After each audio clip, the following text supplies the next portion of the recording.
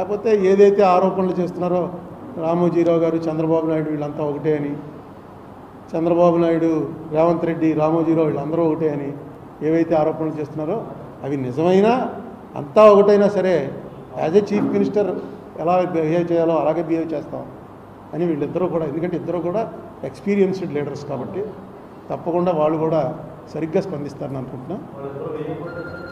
వేయకపోయినా ఏమవుతుంది, వేయకపోతే వాళ్ళు డిఫెన్స్లో పడిపోయినట్టు అంతే. పెద్ద వేయకపోతే ఏం ఆగదు.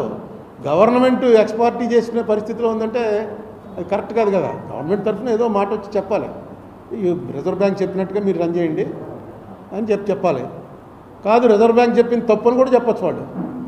ఈయన చాలా గొప్పవాడు కాబట్టి రిజర్వ్ బ్యాంక్ ఇలా చెప్పకూడదు, అందరికీ ఒకే అయితే ఎలా కుదురుతుంది, ఏం చెప్పాలనుకుంటున్నారో మనకు తెలియదు కదా. ఇప్పుడు ఎవరు చంద్రబాబు నాయుడు గారి ప్లేడరు సిద్ధార్థ లుత్రాయే, రామోజీరావు గారి ప్లేడరు సిద్ధార్థ లుత్రాయే.